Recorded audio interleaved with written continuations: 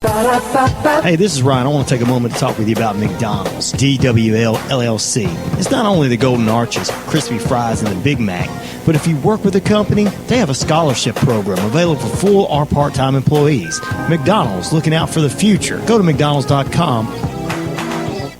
Hi, I'm Tony Chiguardo. And I'm Mitch Axelrod. And I'm Rob Leonard. And we are the Fab Four Free-for-All, an all-talk Beatles radio show. Heard every Sunday night at 9 p.m. on WQEE 99.1 FM. The Key, the best variety of music and talk. We talk about the Beatles. Wildwood Trader at 15 Greenville Street in Noonan is your home for hand-built antique furniture, cabinets, and more. Fun decorating items. And of course at Wildwood Trader, direct from the factory items and furniture. So you get 20% below the factory and store prices. Call 770-683-4304. Open Monday through Saturday, 10 a.m. to 6 p.m. Sundays, 12 noon to 5 p.m.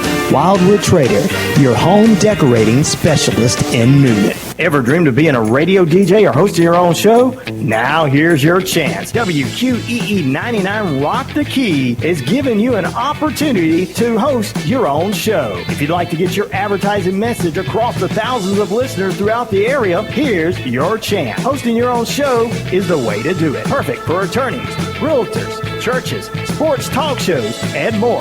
Contact 678-673-6318 for further information. Host your own show.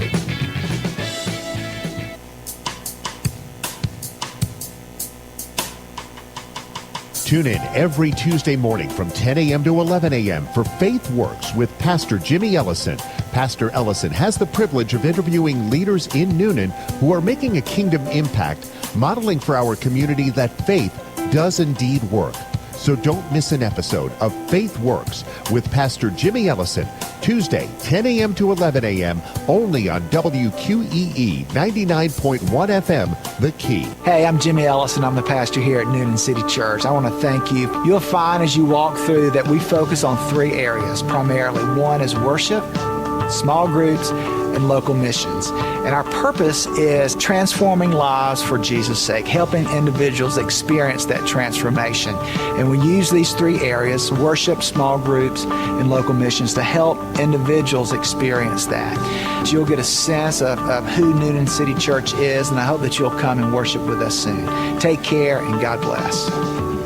The views and opinions expressed during this broadcast do not necessarily reflect the beliefs of this radio station, its management, or its sponsors. Listeners are urged to use their own discernment to draw their own conclusions. It's now time for Faith Works with Pastor Jimmy Ellison from Noonan City Church.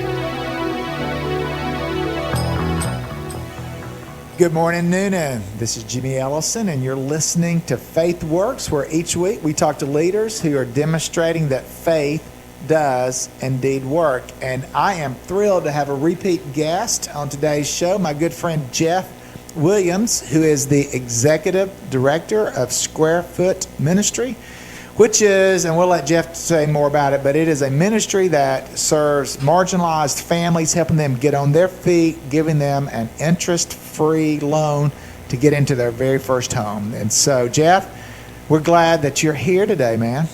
Hey, Jimmy, I'm glad to be back. We've some exciting things have happened since we were together, probably about a year and a half ago. We were thinking about it. Here, so. You know, Ryan, it had to be, about a year and a half, you think, since we had Jeff on the show? I mean, it's been a while, and yes, a lot has changed. You were transitioning into the position of executive director at that point. Yeah, I was kind of working my way out of the corporate world, if you will. Yeah. I had left that full-time, was still doing some consulting, and then starting to get into the Square Foot ministry role.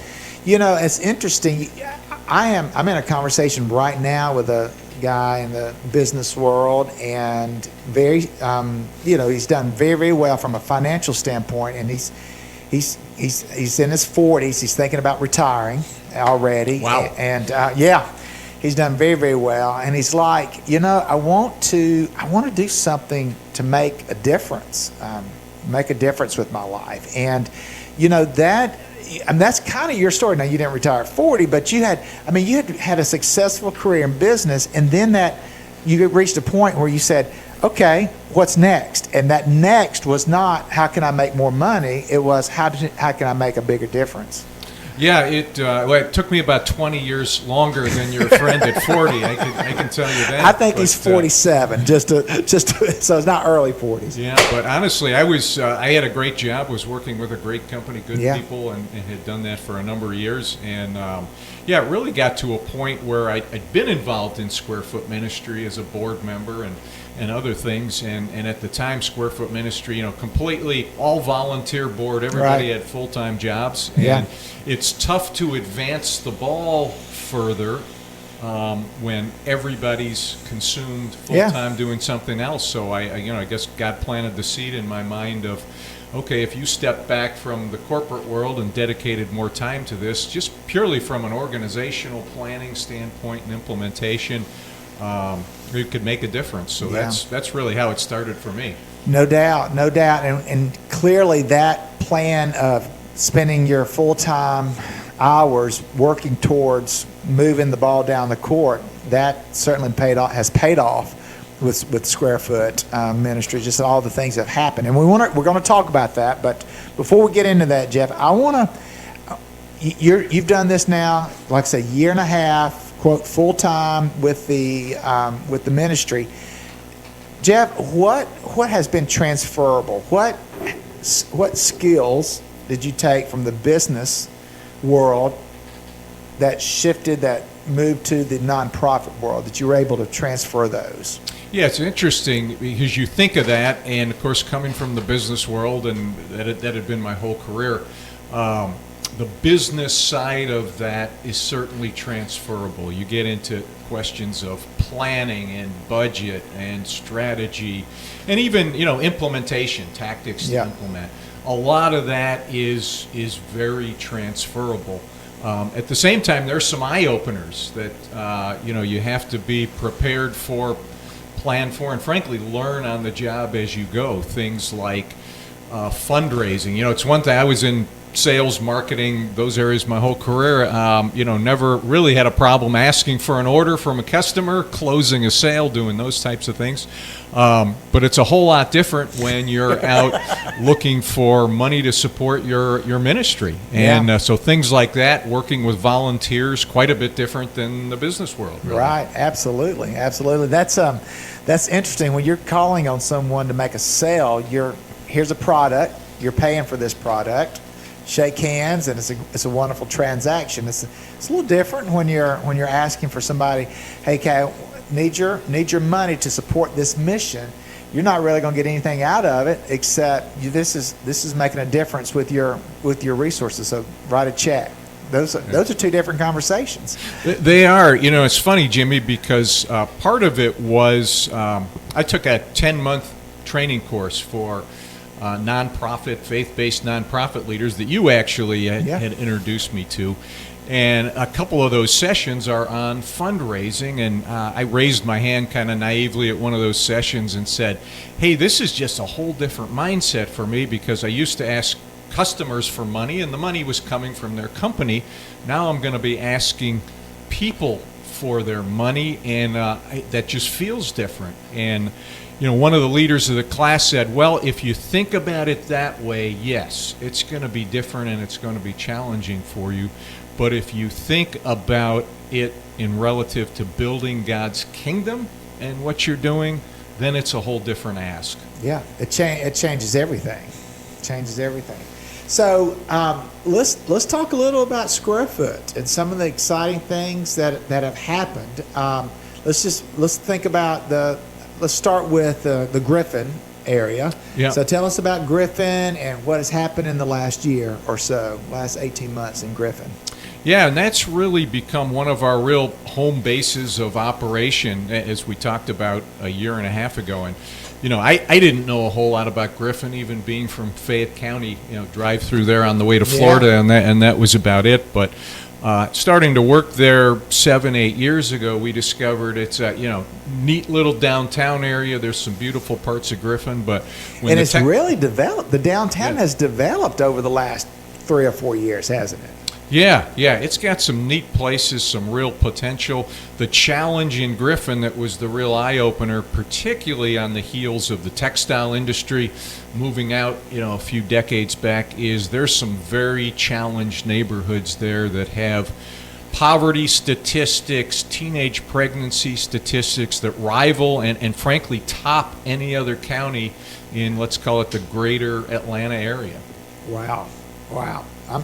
I am surprised at that, even because there's some areas in Clayton County that are lead in the same statistics, and so Griffin is at the top of the state. Yeah, if or you stop in the metro Atlanta. If you draw a 50-mile circle around downtown Atlanta and look county by county, highest percentage of children living under the poverty level is in Spalding County, of which Griffin is the major city there. Highest teenage pregnancy rate is in Spalding County. And when you get down there and look around, you can see it really stems, or certainly some of it stems from substandard housing, where you have a lot of families, a lot of single-parent families with children, trying to raise them, trying to get them to do well at school, but they're living in really substandard rental situations. Sure, yeah, that's tough. So let's take me back to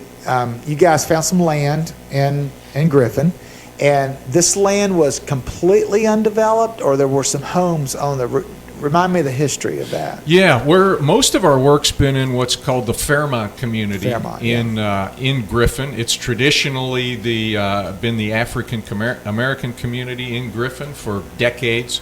Used to be really kind of a middle class neighborhood, but again, textile mills moved out, dynamics changed, and it fell on hard times. And the areas we're building, they've actually mostly been vacant lots within neighborhoods that have a lot of other homes around. So old neighborhoods, but these just happen to be vacant lots. Who owned these lots? How did you acquire them? Yeah, most of the lots we've had, we've been blessed that they've been donated to us by the Spalding County Land Bank. Okay. So the land bank there. Now, is that unique to Spalding County to have a land bank, or do other communities have land banks? Yeah, I don't think it's unique to Spalding County, but what's interesting there is a lot of these lots, previously had been owned by private owners who'd abandoned them, not paid the taxes, and so forth. And as you can imagine, you get in a neighborhood and you're living on one side, somebody's living on another side, you got a vacant lot in the middle. It just becomes a magnet for things you don't want happening. Yeah, that's not a good thing. Yeah, not a good thing. So how many lots have you all been given? We have been given 12 lots by the Spalding County Land Bank, and we're right in this neighborhood, and it's all within a 4-block area. Currently, we're finishing up our 12th, 13th, and 14th homes in the Fairmont community in this 4-block area. So how have you built 14, 15 homes on 12 lots? How does that work? Well, a couple of the lots we acquired through some other means early on. Okay, so you purchased. Yeah. Okay, all right. And then the land bank, I think, saw, and the city of Griffin's been great to us as well.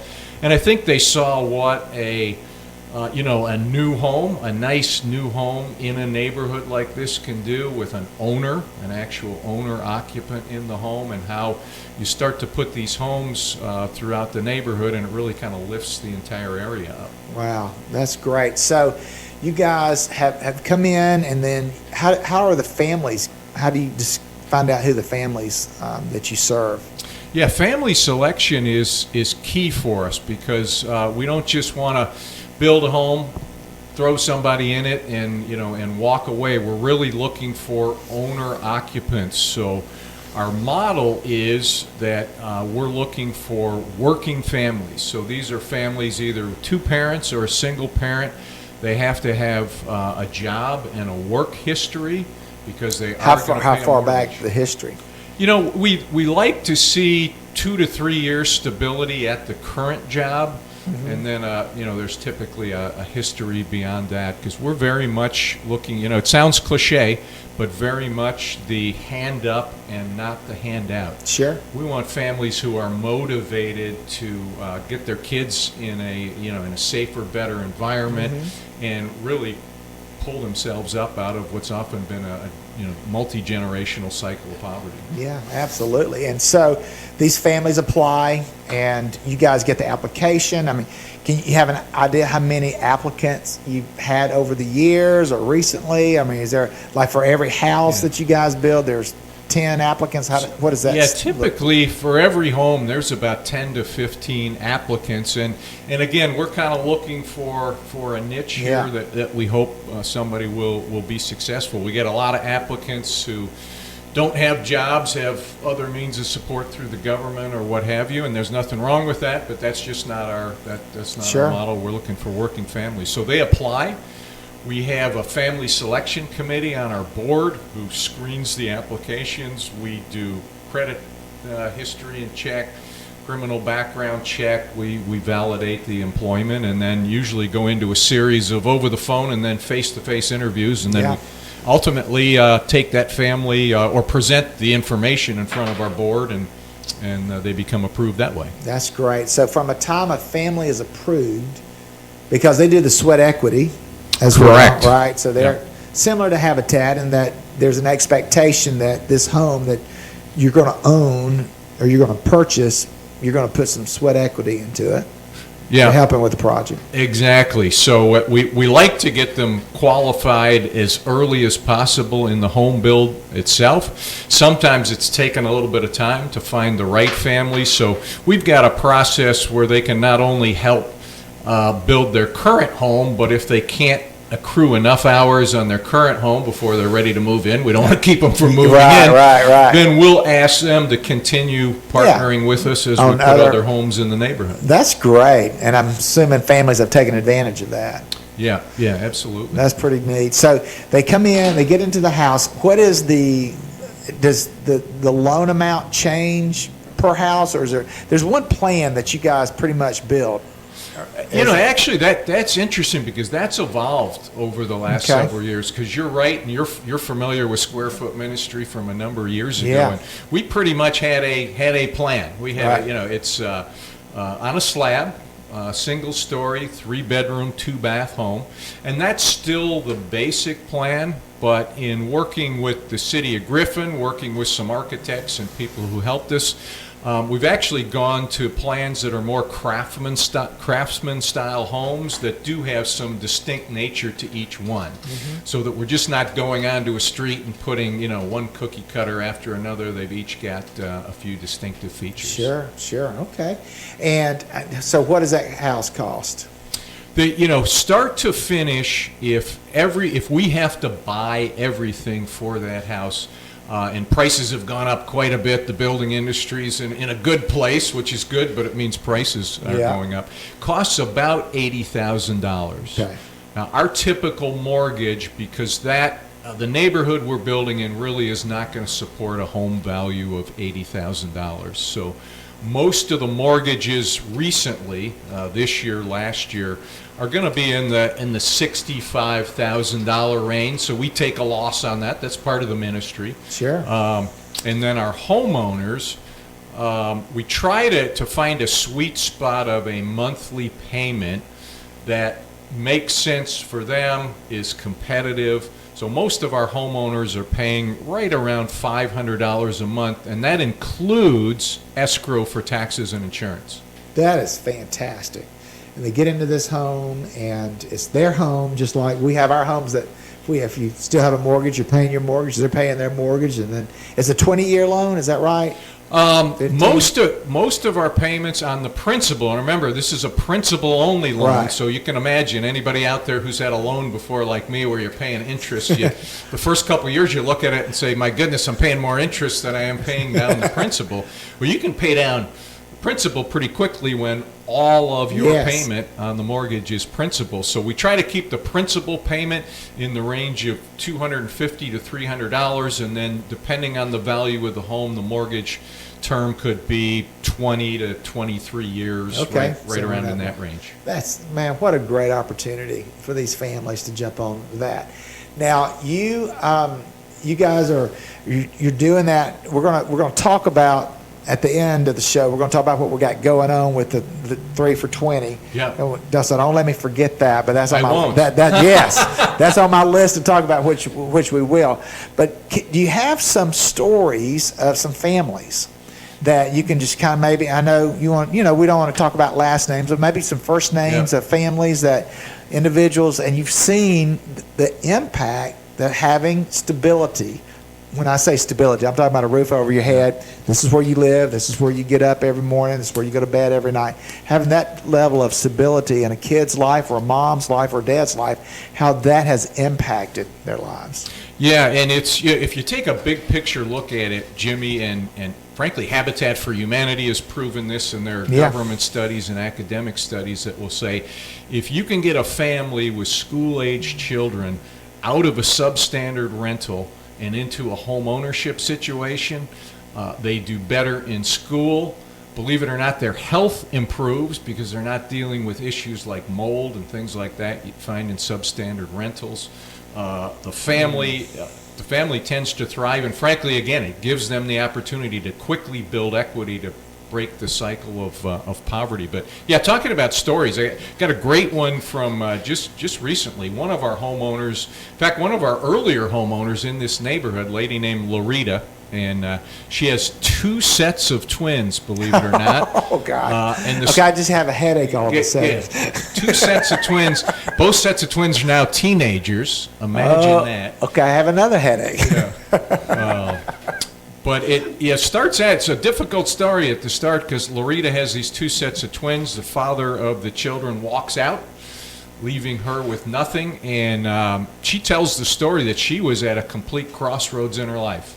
She said, I could either really throw in the towel, I'm going to live on government assistance as best I can and barely scratch by, or I'm going to make something happen here. She took 2 jobs to support the family, and then she applied for one of our homes, became a homeowner. Her kids are doing great in school, and Loretta went back to school while she was working in the healthcare industry and just got her associate's degree in cardiovascular technology, and she works in a cardiovascular lab. That's crazy. In Griffin? In Griffin. So she's a great success story. We've got last May, 2 different families of our homeowners had kids graduate from high school and go to college first time in the family. I recall, was that one of the first high school graduates that you've seen come through Square Foot Ministry that has Square Foot Ministry had touched a family that had a kid that graduated? Yeah, those were 2 recent ones. We had one before that. A lady named Nafisa, her daughter graduated from Griffin High and is in the nursing program at Gordon College. The 2 families who had kids graduate this past May, the one girl who graduated is at Savannah State, and the guy who graduated from another family is at Southern Crescent Technical College right there in Griffin. Perfect.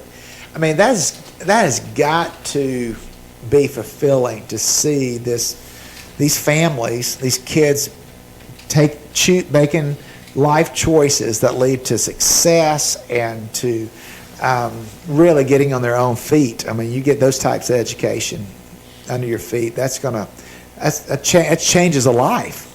Yeah, it really is, and the more you look at it, you realize the real heroes are these parents.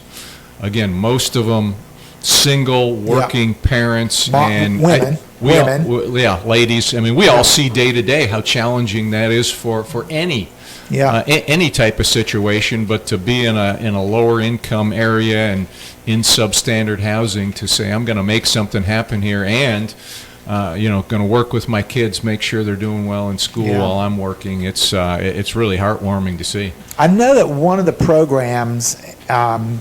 And I've had an opportunity to sit with Jeff in some board meetings and just to be a fly on the wall, just to observe what you guys have been doing and involved early on with Square Foot Ministry. Yeah. But one of the things that I love that Square Foot is doing now is you walk with these families after they get into their homes.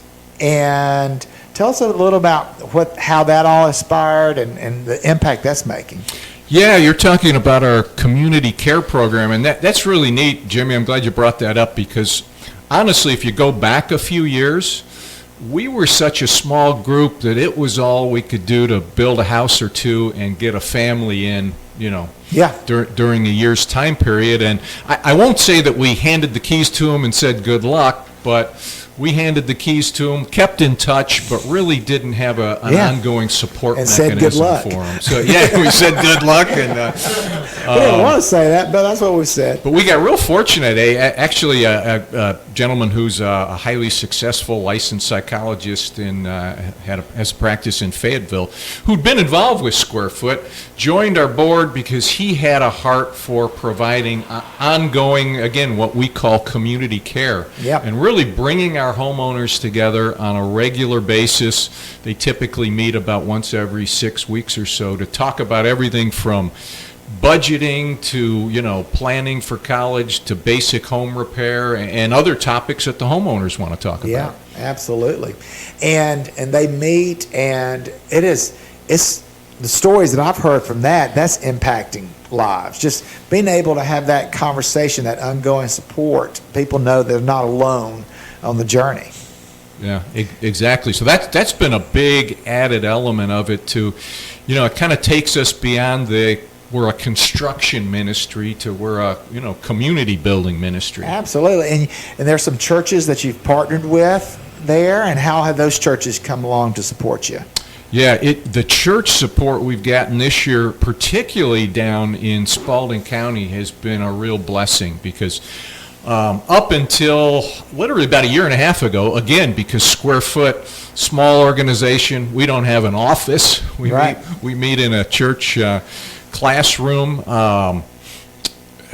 Really, our ability was to affect volunteers in churches in Fayette County, because that's where we started. That's where all our contacts were. But part of my role and others has been, since we're doing so much down in Spalding County and Griffin, is let's spend some time building networks with the churches down there, civic groups and businesses. And I've got some great stories to tell you about how that's come together this year, because Spalding County has really responded. Oh, I can't wait to hear that. We'll talk about that on the backside of the show. Jeff, these homes you use, how many volunteers does it take? Do you have y'all put all those numbers together per house? Yeah, volunteer hours. On average per house, we get about 200 plus volunteers to 250 that will come through at some point in the build and touch the home, whether it's hammering nails, whether it's lifting walls, slapping paint on, whatever the case may be. And let me interrupt. What you guys do in the summer when you do the mass build and you bring all these teams at one time, it's fascinating to see you guys take over that whole part of Griffin. You got, literally hundreds of volunteers working at the same time. It's fascinating to see that.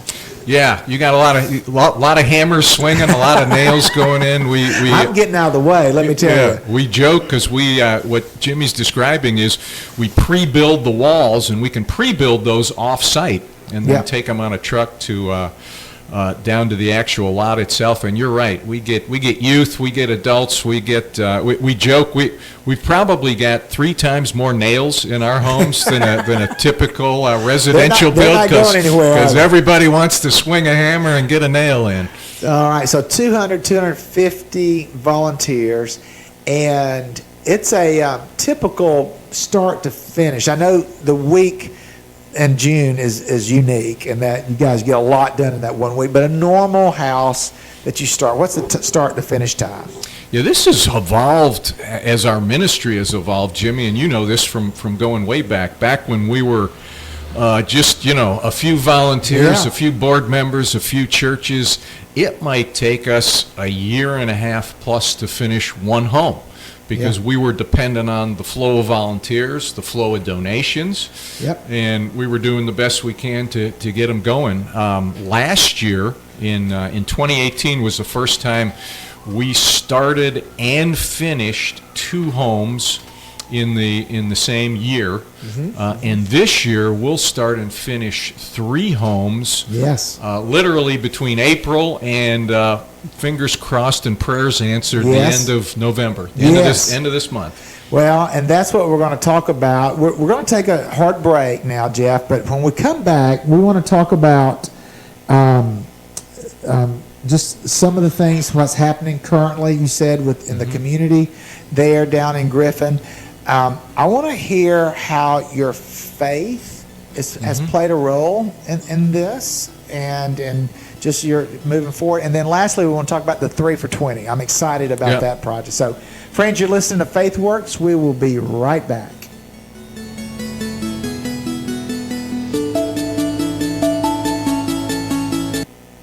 You've been around long enough to know good stuff when you hear it. That's why you're here now.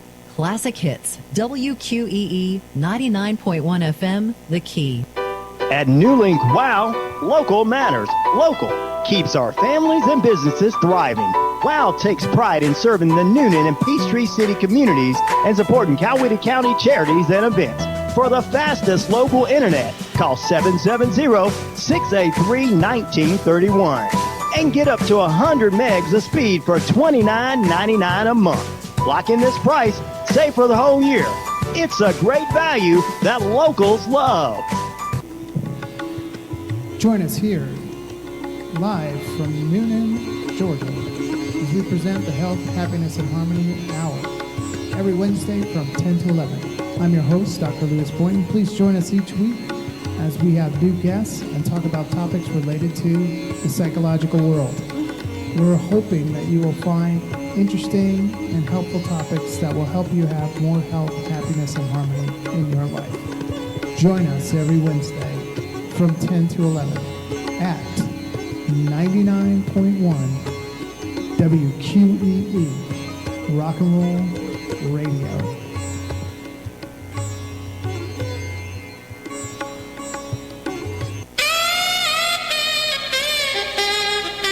Tune in the second and fourth Thursday each month for Know Your Rights.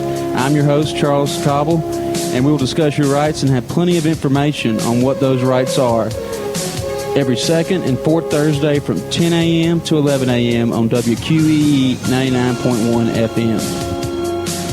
Ever dreamed of being a radio DJ or hosting your own show? Now here's your chance. WQEE 99 Rock the Key is giving you an opportunity to host your own show. If you'd like to get your advertising message across the thousands of listeners throughout the area, here's your chance. Hosting your own show is the way to do it. Perfect for attorneys, realtors, churches, sports talk shows, and more. Contact 678-673-6318 for further information. Host your own show. The biggest schools. Touchdown, Penn State! Alabama! Oklahoma! Ohio State! Will win it! The biggest games. Kick is good! The Longhorns lead, intercepted at the goal line. The Dogs have picked it up. Reliving the weekend on the gridiron. It's the College Football Rewind. Throws over the middle, pass broken up, and the Huskies are going to win. The Gators get a pick six. Download on Sunday mornings on Apple Podcasts. This place, it's an insane asylum. Search College Sports now. Hey, I'm Jimmy Ellison. I'm the pastor here at Noonan City Church. I want to thank you. You'll find as you walk through that we focus on 3 areas primarily. One is worship, small groups, and local missions. And our purpose is transforming lives for Jesus' sake, helping individuals experience that transformation. And we use these 3 areas, worship, small groups, and local missions, to help individuals experience that. So you'll get a sense of who Noonan City Church is, and I hope that you'll come and worship with us soon. Take care, and God bless. When you open a book, you open your mind to a world of adventure. Visit new places. Where am I? Encounter new friends. Fate has brought you here, John Carter. And discover the power of reading. Anything is possible. Go to read.gov to read A Princess of Mars, the first novel to feature John Carter. Only you can unlock this mystery. A new world awaits. Read. Brought to you by the Library of Congress and the Ad Council. Later, much later, we heard something. We didn't breathe for listening. Then footsteps on the back porch, creeping, then more confident. After all, nobody was home. A hand closed on the knob on the screen door to the kitchen and found it latched. We heard a little sawing sound as a file began to slice through the screen wire. Grandma reached down for something in her sewing basket. Through the darkness, I managed to notice Grandma's rocker was rocking and she wasn't in it. She was standing over me. "Keep just behind me," she whispered. I followed her across the room into the kitchen. Now we were by the door, and I heard the scuffle of heavy feet in there on the crinkly linoleum. Grandma turned back to me. Under my nose, she struck a wooden match with her thumbnail. She touched the match to something in her other hand. It sizzled. Then she leaned down and rolled it into the invisible kitchen. Explore new worlds. Find out what happens next by reading the book A Long Way from Chicago by Richard Peck. For other great book ideas, visit literacy.gov. A message from the Library of Congress and the Ad Council.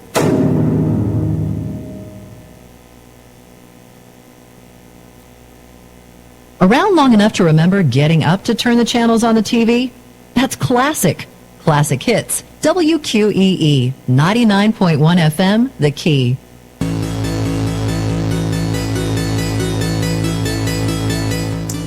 Welcome back to Faith Works. I'm Jimmy Ellison, and we are talking to Jeff Williams, who is the Executive Director of Square Foot Ministries. And Jeff, it's great to hear all the great things that's going on with Square Foot right now. Tell us about the engagement in the community down there in Griffin. You said some good things are happening. I want to hear them. Yeah, it's really been fun. It's really been a blessing to what's happened. And again, part of that was we had never previously had the time to really engage churches and companies there. But how many groups have you spoken to down there? A bunch. Every time I reach out, well, hey, I'm talking over here. I'm speaking over here today. I'm speaking over here today. You have been on you're on the speaking tour in Griffin, Georgia. I've been at a few church lunches and dinners. I can tell you that. But I love every one of them because it's a chance to meet people, get the word out. But really, what kicked us off early this year is Caterpillar has a big plant down in Griffin. And we'd been talking to them for probably about a year, and they got turned on to the whole idea of building walls and framing a home. Yeah. So the first home that we put up, we actually started a little earlier in the year than we typically do. We started the 1st of April, had a slab in on a lot that we'd gotten from the Spalding County Land Bank. Took all the lumber and everything out to the Caterpillar parking lot, and they brought waves of volunteers out in 30-minute increments to build the walls. And 30 minutes. So there was like 150 people participated in building the walls. It takes me 30 minutes to figure out how to reuse a hammer. I'm impressed. Hey, they were running it like clockwork, and fortunately Caterpillar's got some people down there who know how to build things. I can imagine. So they picked up, and they were really their own supervisors and mentors there. But it started there. Then that afternoon, we took the walls on a flatbed truck that they had donated down to the lot, and the next 2 days, Caterpillar sent crews down there to frame the house, their own employees. Wow.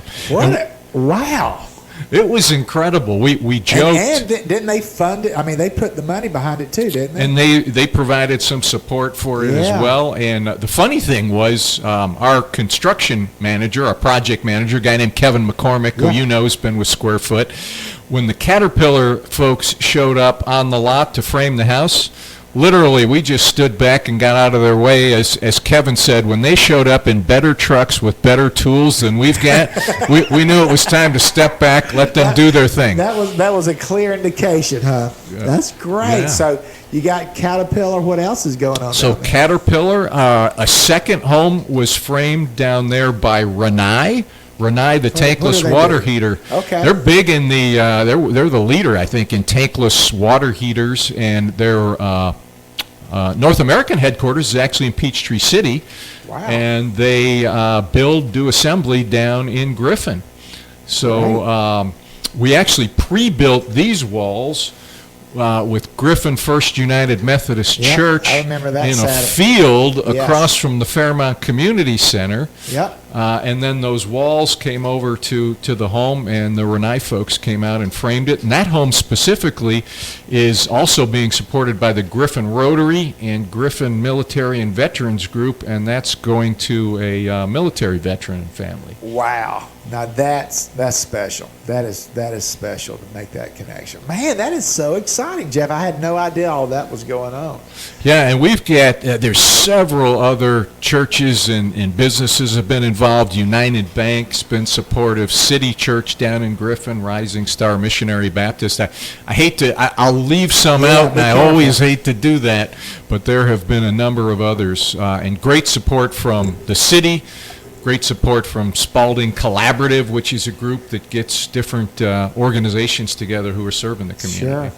Well, let's talk about. I know I had the privilege of being, of course, your pastor back in the day, and of course we have remained good friends. Gosh, let's see, that was in 1995 that we met. Sure was. September of 1995.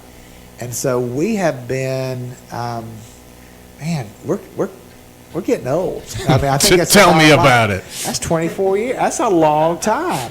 That next fall, I guess we just celebrated 24 years of friendship. 24 years. He's only 24. I know. Yeah. How can that happen? Yeah. Getting old's only scary when I look in the mirror.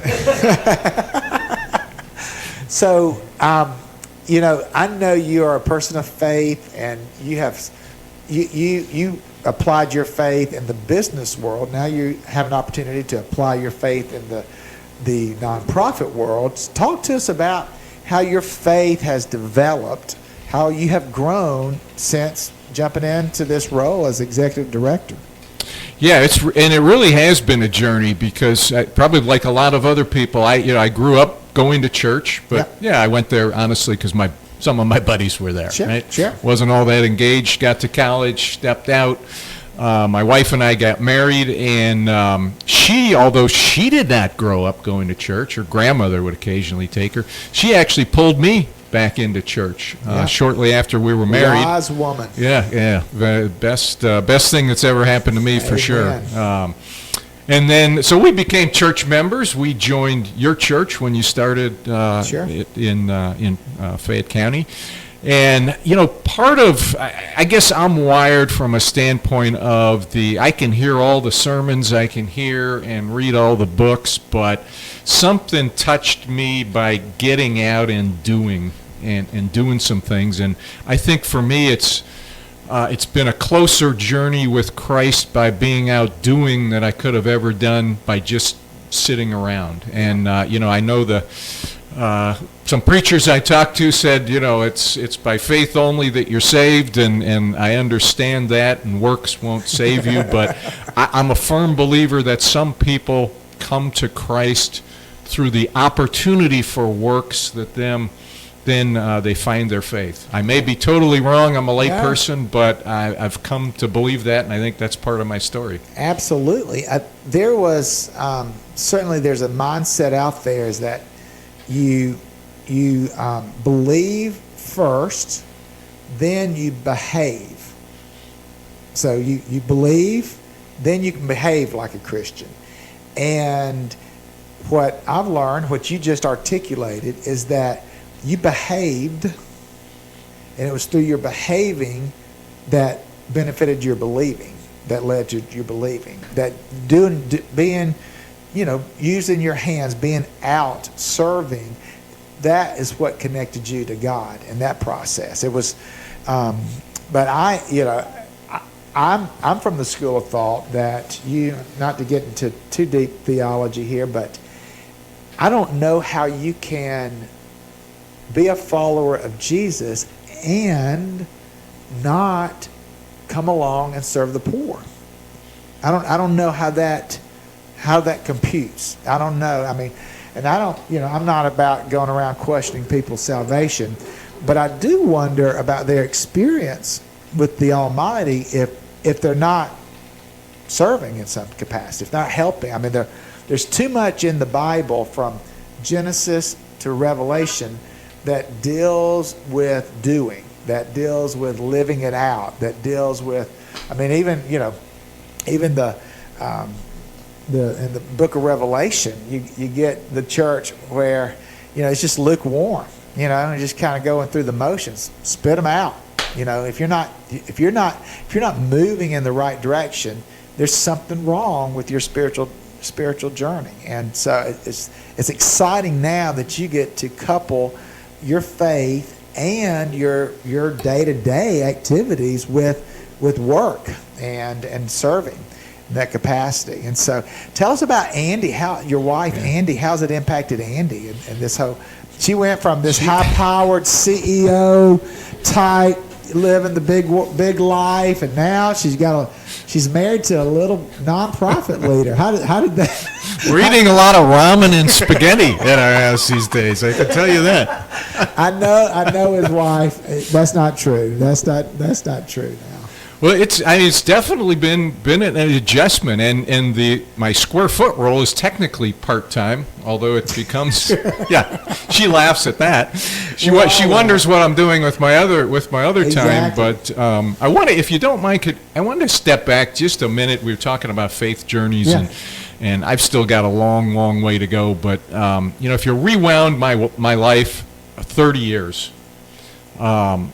I grew up in very comfortable circumstances, and I was pretty judgmental at the time, and I would have thought that anybody who's raising a family in a substandard rental and all that, well, that's just poor choices they've made along the way. This is America. Everybody can pull themselves up by the bootstraps. But one thing I've come to realize is that not everybody, in fact, most people, didn't start life on second base like I did.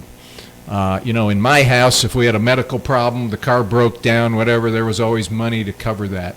Well, there are a whole lot of people who didn't start life that way, and they've had to scratch and claw and pull themselves up, and things like a medical bill, the car breaks down, are devastating events for them, or can be financially. So those are really the type of people, the ones who are motivated to provide for their family, work, and build their lives. Those are really the people that have touched me along this journey, and it's convicted me a whole lot about, previous preconceived notions and judgments.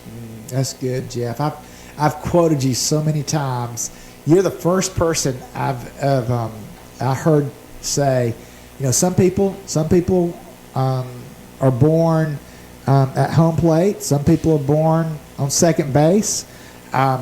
Some people are still in the dugout, when they're born. And this idea, you can call it, in our case, you can call it white privilege or education privilege or whatever. But we have lived, born into a life of privilege. And the question is, okay, what's next? What do you do with that? You start with second base. I would imagine most people who listen to our show had a jump start in life based, I think about, my parent. I mean, I grew up with two parents in my household. My parents were not college educated, but there was always an expectation that we would go to school, that we would have an education. I grew up with a father who had an unbelievable work ethic that I got to witness firsthand. What a gift to have a father figure that modeled that, as well as my mom, she worked as a secretary in the school, so she was with us a lot, during the summers and always after school and before school. But all that to say, it's we do have life of privilege, and how do we respond to that? And so I'm glad. I love it how you articulate that you started on second base. That's good.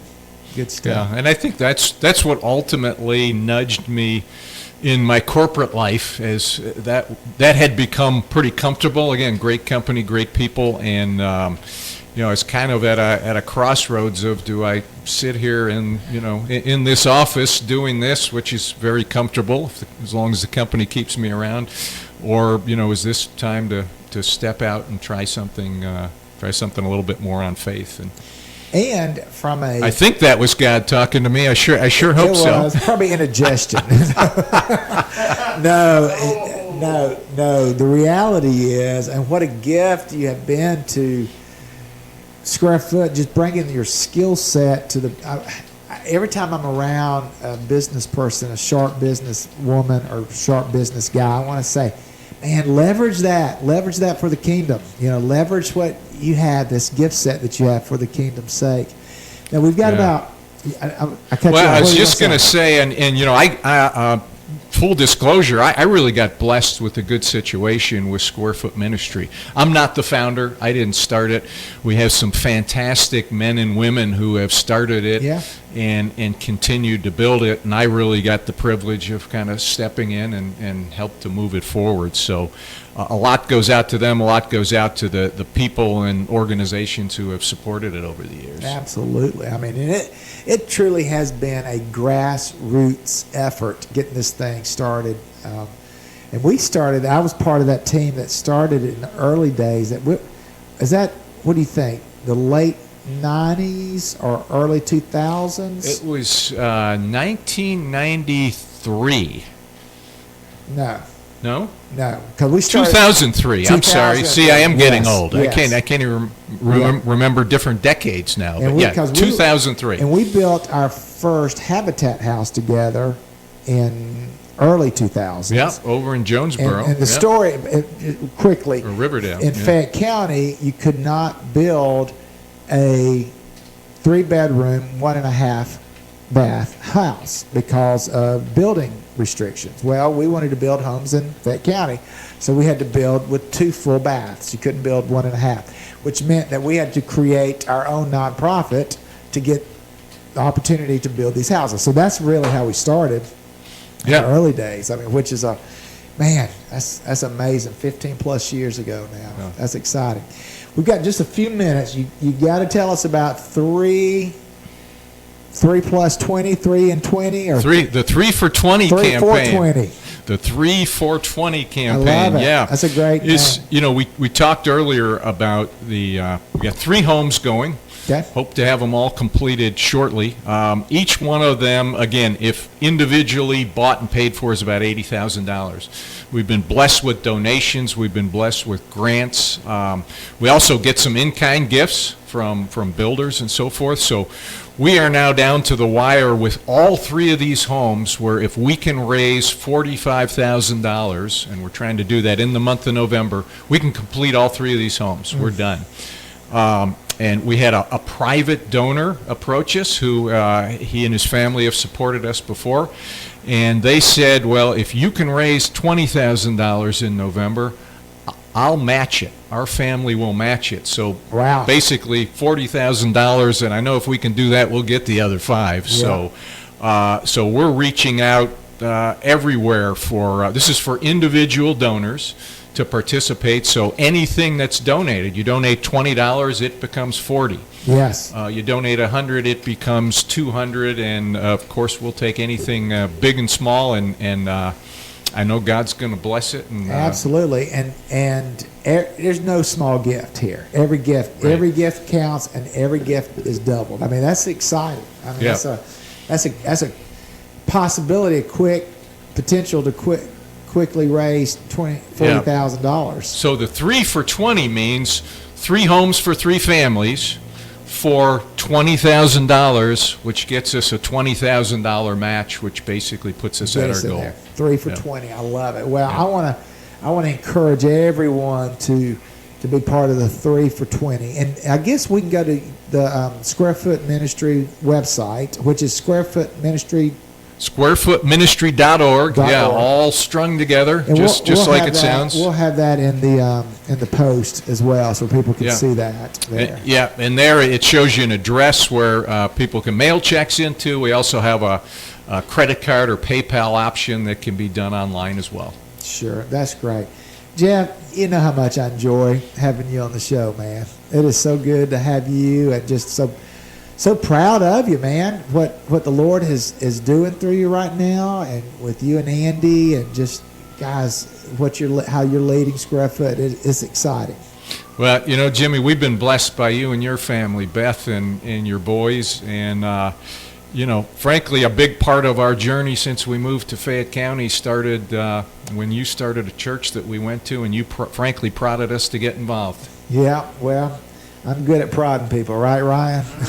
that's what I'll poke you with a stick. Say, come on, you can do this. Well, I tell you what, it's been so much fun just to see Square Foot Ministry, and I know the best is yet to come for that wonderful ministry. Jeff, thanks for being on the show today, buddy. Jimmy, thanks for having us. Friends, thanks for tuning in this week. We'll be back next week with FaithWorks, demonstrating that faith does indeed work. Thanks for tuning in to Faith Works with Pastor Jimmy Ellison from Noonan City Church. Tune back in here next week for another edition of Faith Works.